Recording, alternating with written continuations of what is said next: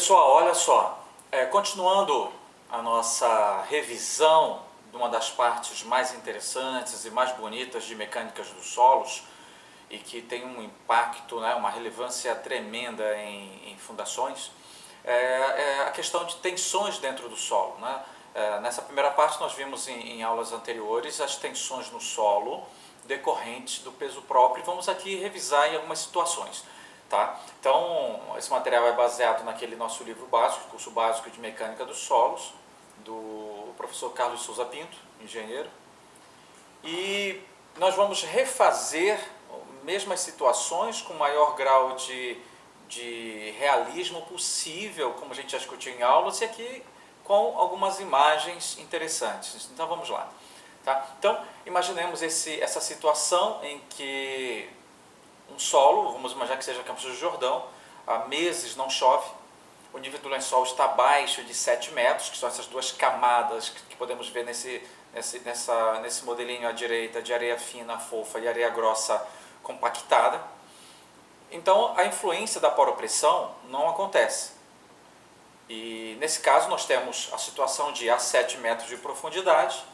Observa aqui que é a soma dessas duas profundidades Z1 e Z2, primeira camada e a segunda camada, totalizando 7 metros. Eu quero saber, nessa linha laranja, qual é a tensão existente lá. Pela inexistência da poropressão, o fato de o lençol estar abaixo desses 7 metros, a água não exerce influência, então a minha tensão total é igual à minha tensão efetiva no solo. E o cálculo, como a gente pode ver, as tensões verticais, σV, igual ao Z1, que é a espessura dessa camada, o gama desse solo, que é 17 kN por metro cúbico. Então, a 3 metros de profundidade eu terei a multiplicação 3 vezes 7, 21, 3 vezes 1, 3, 51 kN por metro cúbico, por metro quadrado.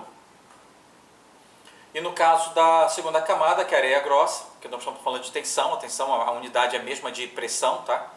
No caso de areia grossa compactada, mesmo raciocínio, uma camada Z2 de 4 metros, 4 vezes 19, nós fazemos esse cálculo, e aí a gente tem a totalização que a 7 metros, nós temos a 7 metros de profundidade, temos solos diferentes, exercendo a profundidade laranja de 7 metros, 127 kN por metro quadrado, essa é a tensão.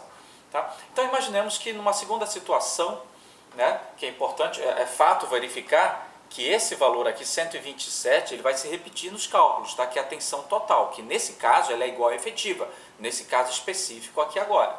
Tá? Mas vamos ver uma segunda situação que choveu, temos o primeiro dia de chuva, nesse primeiro dia de chuva o lençol, né, observa que a estrutura das camadas é a mesma, o solo não mudou, a profundidade que nós estamos estudando ainda é 7 metros, mas poderia ser uma outra profundidade.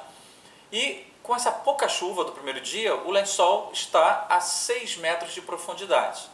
O que isso me traz agora?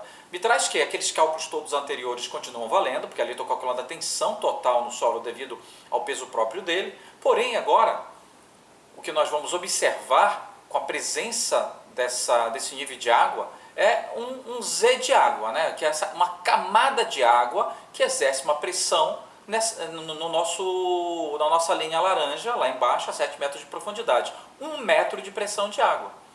Como é que nós faremos? Então, que nós vamos chamar de uma poropressão. Essa poropressão U, que é o Z da água, vezes o gama da água, na mesma unidade dos gamas naturais do solo, aquele gama N significa o gama natural, situação natural, né, das partículas do solo. E aqui temos aqui agora o gama da água, que é esse 10 kN, tá certo? Por metro cúbico, é o gama da água. Essa tensão, como nós vimos, a tensão efetiva é a tensão total menos a poropressão. Porque essa poropressão, essa presença da água entre os grãos, naquela posição laranja, é aliviada por uma pressão de água que tenta afastar os grãos. Então, é aliviada de quanto?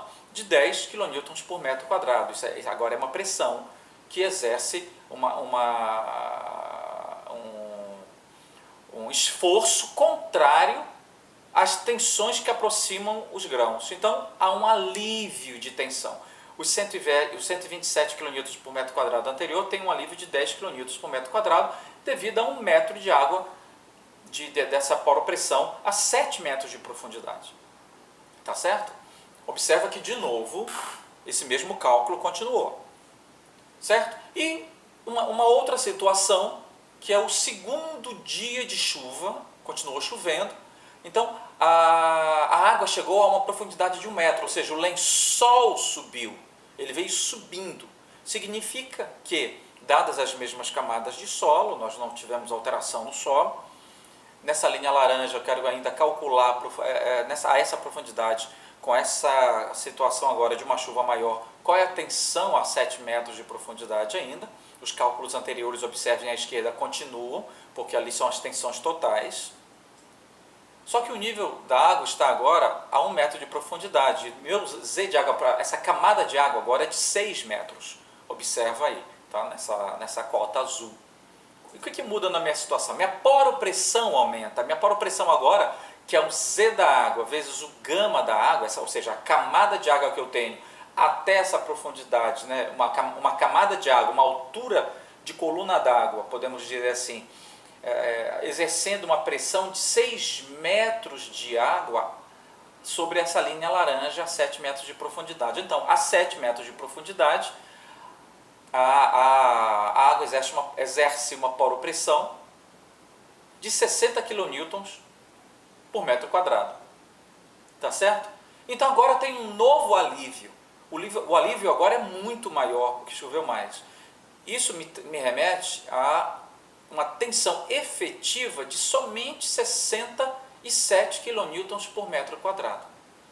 Então fica muito evidente que quanto mais chuva, quanto mais influência do lençol, né, do nível da água, da presença da água entre os grãos, quanto maior for essa coluna de água devido a chuvas repetidas, inundações, o contato entre os grãos, a tensão efetiva que de fato está acontecendo entre as partículas sólidas do meu solo, vão diminuindo. Isso é uma situação crítica, porque aqui nós estamos no plano, mas imagina que nós possamos estar numa inclinação, o atrito entre os grãos diminui e começa a ter a incidência de cunhas de deslizamento, e começa a ter deslizamentos de terra. Tá? Explicado dessa forma, né, simplificada nessa primeira parte, que nós estamos numa situação horizontal. Se nós criarmos um talude, que nós pretendemos estudar ao longo desse curso, as situações são mais complexas, mas a base é essa que vocês estão vendo aqui.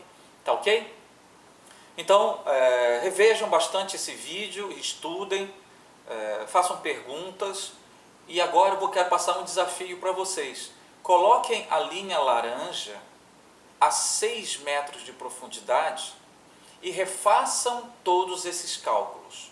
Tá ok? Isso é uma atividade para a nossa próxima aula. Um abraço, até a próxima.